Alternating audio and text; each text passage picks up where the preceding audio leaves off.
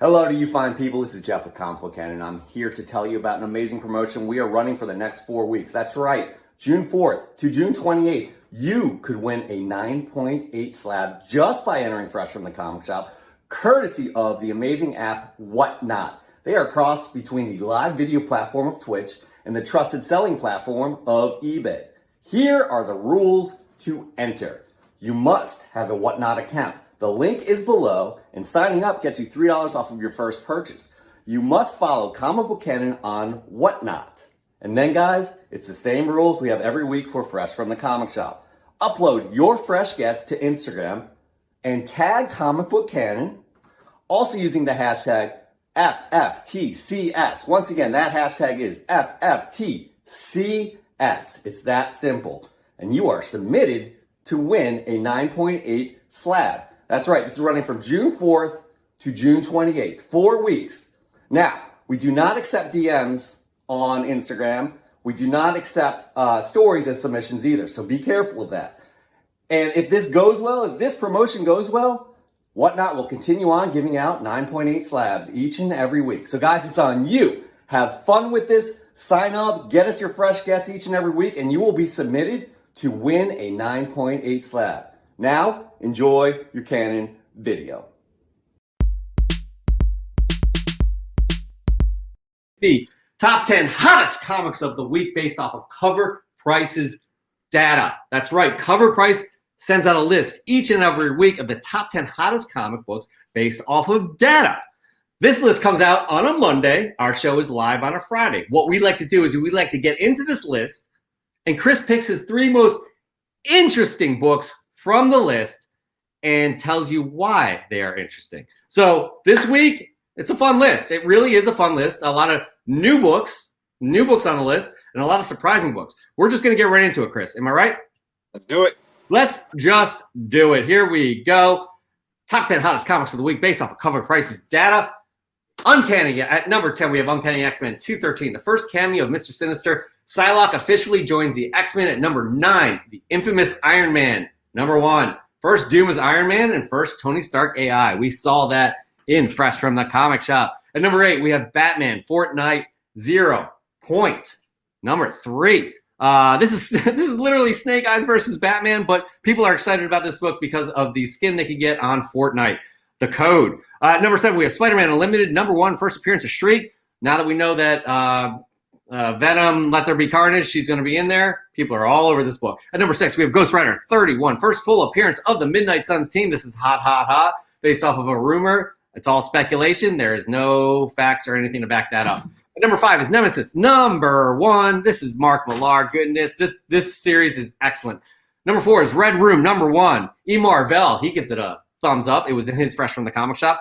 Number 3 is Mech Cadet U. Number 1. The Marcus variant. At number 2 is Ghost Rider. Number 2, the first appearance of Blackout. And at number 1, we have Ghost Rider number 28, first appearance of the Midnight Suns. Chris, get your popcorn out. Get your popcorn out. Here's the deal.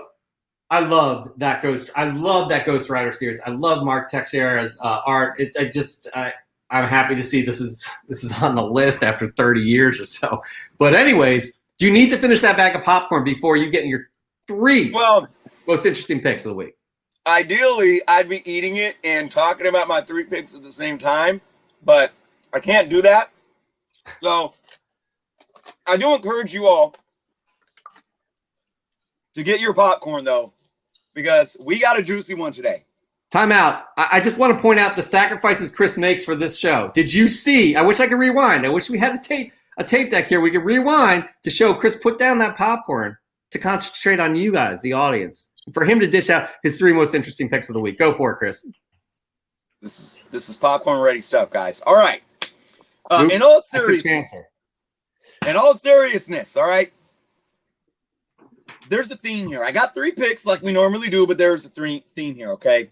And I know I'm bringing humor into it, and I'm kind of joking around, but it's really a serious talking point, all right? And the theme is uneducated buying. So we're going to look at 3 books, and we're going to put a question mark when we're examining these books and say, are these books getting hot because of uneducated buyers doing uneducated buying.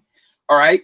So before I get into too much of the details, let's try to break down the books one by one. Okay. So let's start off with number 3 that I picked. That's Uncanny X-Men 213. First cameo of Mr. Sinister, who I'm big on Mr. Sinister right now, by the way.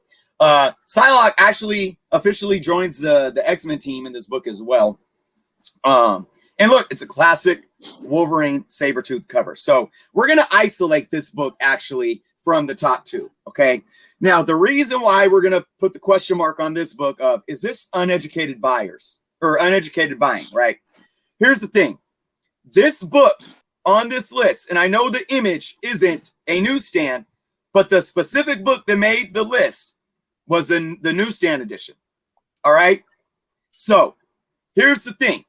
Newsstands in the ideology around, okay, go after the newsstand has increased a lot over the last year, mostly because you have more and more people, you know, due to COVID, sitting on YouTube and on social media, and we've been able to learn about comic books more than maybe say before. And there's always a lot of talk going on about newsstands. Well, here's the thing about newsstands that you need to understand. It's only a select certain time of newsstands that really should have essentially more value than the directs. Let's look at this book specifically. This book was released in 1981. The ratio of newsstands to direct in 1981 was 80-20. That means, and that's in favor of newsstands. So basically, when this book was released, 80% of the market was newsstand. Only 20% of the market was direct. So you have a situation where you have more newsstands on the market, but you have a book in newsstand potentially getting hotter because it's a newsstand. Well, let's look at the numbers, okay? Kind of play devil's advocate here. We had a $75 high Ross sale, okay? That's in newsstand. CGC 9.8, all right? There was a $575 sale, and there was also on eBay a $725 best offer accepted. Now, what that means is they had a buy it now price of $725, but then had a best offer option, and we, the public, aren't able to see what that actual end sale amount was. But at $725, you can't think it could have been too much lower. I wouldn't assume that they'd accept the price lower than $650. So, you know, you got this book selling anywhere from basically $575 to about $700. All right, CGC 9.8 newsstand. Now, let's look at high raw direct, $65. That's only $10 less than the high newsstand. All right. But the average is around $35, which is a bit more lower than that newsstand. All right. A high CGC 9.8 direct, $395, or excuse me, $399. That is substantially lower. That's substantially lower than the newsstand. So here's my thing. I'm not sitting here and saying, yes, this is uneducated buying. I'm putting the question mark on it. I'm asking the question, and I want all of you to ask yourself the question and then do your research. Here's one thing about newsstands, though, even in the earlier 80s. Newsstands were marketed in a way to where they were handled and they were not kept in as pristine condition as directs. So even though they were a majority of the market still, there might be less high grades on the market. And another fact that you need to understand is in the newsstand market, when dealers and retailers got their comic books from the newsstand market and they didn't sell, what could they do? They could rip half of the cover off and send it back to the publisher to get a credit. So at the end of the day, that 80-20 percentage is not quite accurate. So again, I'm not going to sit here and say that, guys, you know, these early 80 years newsstands where newsstands were flooding the market, or so it may seem, don't pay more for those. I'm not saying that, but just still, I do advise you to be educated. I don't know if you guys have any thoughts to that on this I feel X-Men more newsstand book. educated. Say it again, Oh, Chancellor. that is good. That is I good. feel more educated. Good, because it's important to know this. Like, again, this has become a hot thing in the last couple of years of this newsstand variant, right? Yep. The new, just to throw it out there, basically it's a barcode for direct, which was local, which was comic book shops would get kind of an art in there, right? You most of the time you'd have a Spider-Man face for Marvel, DC, Batman, or what have you.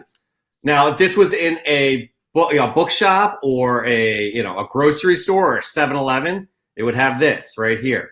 And those are they were more rare printing 85 and after, but also harder to keep in good condition because they were on spinner racks in a local comic book shop. They would take care of those things. So Chris is out, Chris, you make a very good point. Be careful. Don't buy into the hype of a newsstand before 85. Is that what you're saying? Yeah. And actually, I want to correct myself. I need to correct myself. I said that this book was released in 81. It was released in 86. So I apologize about that. So the ratio was different. I'm going to call myself out on that because I need this information to be accurate. Your point was made. Yeah, in 86, so the ratio was about was about 50-50. So there you go. So now, you are, when we look at this specific book, you can kind of weigh that option a little better and say, okay, well, they're kind of 50-50 on the market. And then you take all the other factors of, newsstands being able to be returned for credit with the cover ripped off, for the fact that newsstands probably more than not were handled differently and not kept in its pristine condition. So you got to really take all those into consideration. So, for a high raw newsstand of this book at 75 next to a high direct at 65, there's not much differentiation there. To a book like Deadpool, when New Mutants 98 came out, at that point in time, the newsstand market was probably roughly about 20%. So that's why when you look at that book, especially in a 9.8, those newsstands are going to go for that top tier dollar premium next to a direct. No doubt. All right, moving on to your second most interesting pick of the week. All right. Yes. So my top two picks, when we go back to the theme of uneducated buying, okay, these are in the same category. We're not talking about newsstands or directs anymore, okay? So let's just go over these books, all right? I'm going to talk about both the books, and then I'm going to give you context to my concerns. Number 2 on my list was Ghost Rider #2. All right, this is the first appearance of Blackout. This had a 229% increase in sales. It had a high CGC 9.8 of $178. It had a high Ross sale of $75. All right. Now, I'm going to come back to this book, but we're going to talk about my number 1 pick before I do. My number 1 pick was Ghost Rider 28. First appearance in cameo of the Midnight Suns. All right, check out these numbers. High CGC 9.8, $500. Last week, a high CGC 9.8, $150. 180% increase in sales, and boy, is this book booming. Okay, here's the thing. Uneducated buying. The reason that these books are on this list, and I'm going to say this, I'm going to guarantee you the reason these books were on this list was because there was a YouTube channel that did a quick 2-minute video stating that it's official, Marvel Studios is doing a Midnight Suns film, and Blackout is going to be a big character in this film. So Blackout, Ghost Rider 2, which is my 2 pick. Midnight Suns, Ghost Rider 28, which is my number 1 pick. This YouTube channel has 27,000 subscribers, which is a lot, but they only get like 80, 90 views on their videos. Okay. All their videos are really random. They're really random. They have like WWE stuff, weird interviews of people that I don't even know who they're interviewing, and they don't get views. And quite honestly, I'm going to make an assumption here, an educated hypothesis, that this channel bought their views or bought their subscribers. You can do that, by the way. You can do that. I'm not going to get into the details about that, but you can do that. So I left a comment on this video. I never got a reply. Their source, they said that their source that basically. Now, can I interrupt you? Go ahead and interrupt. Midnight Suns is confirmed. Confirmed, yes. They stated that. Yep, they stated it was confirmed. Their source for Marvel Studios, their source was basically a guy that works for them. They said it is confirmed thanks to so-and-so that's a part of us. So I went and found so-and-so on Twitter, and I went and found them on Instagram. They don't have much of a following. Everything they post on Twitter and Instagram gets like maybe 1 like, which is very odd. And I try to contact them and message them on every platform. I got no reply. So what happened after this is another YouTuber who, this is, they actually may be watching right now. I'm not bad-mouthing them. I have much respect for all these individuals. It seems that they got wind of this and they made a video talking about, hey, look, we're going to show off these books. They're the first appearance of these characters. This other YouTube channel talked about it, saying there was a movie confirmed. And again, hypothesizing, putting 2 and 2 together, getting my detective hat on. This YouTube video from these YouTubers that we all respect greatly here got thousands and thousands of views. And it wasn't until after that video that these books started to spike. So here's my problem. I'm going to talk about Journos Comics, and I'm going to talk about Comic Book Canon. When we do the news on Comic Book Canon, and I'm speaking for Jeff right now too, we do not speak about anything unless we know that it is a confirmation or official from a reliable source, a credible source. That's why earlier today, Jeff was adamant to call me out and say, whoa, hold on. I don't know if it's been confirmed that Tom Hardy and Tom Holland are set to meet up. And I'm like, well, I really thought I heard that.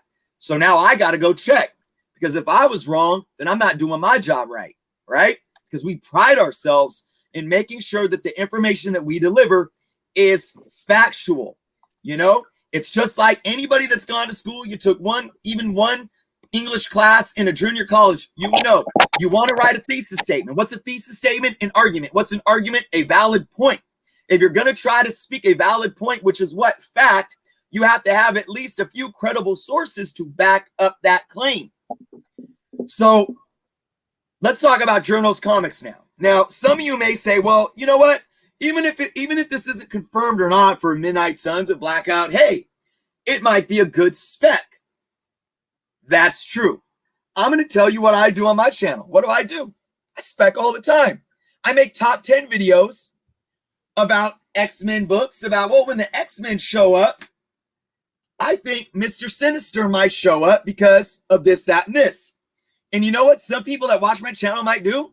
They might say, hey, I like what he's saying. I'm going to go look on eBay and buy it. So am I doing the same thing that's being done with these Ghost Rider books? No. You want to know why? Because when I do those videos and I talk about speculation, I bring fact and data, which is facts about the books. Okay, this is first appearance of so-and-so. Why? And then I put my personal opinion to it. I say, this is my personal opinion that I think this is a good book to spec on. But then I tell you why. So I'll bring facts. Kevin Feige has said they're going with folks that you've never seen before when they bring X-Men in the MCU. Okay, who haven't we seen before? Mr. Sinister, Polaris. So, hey, how about X-Men 49 and X-Men 50? First, second appearance of Polaris. Maybe that's a good book. Never, ever will I say a source told me this or that Marvel Studios is doing this unless I know from a credible source that that is proven fact. We all like to spec and get ahead of the game, and we go and make purchasing decisions with our own autonomous free will accordingly. Nobody's twisting anybody's hand here. Just like with these Ghost Rider books, nobody twisted anybody's hand. People paid $150 for a book last week, and then more people made autonomous decisions to go pay $500 for that same book this week. It's not manipulating the market because people sat there and made a decision to do it. But here's the problem where we're riding a fine line. They're making those decisions trusting the words of content creators. So the moral of the story of my 3 picks tonight: educated buying. Because I'm going to tell you something.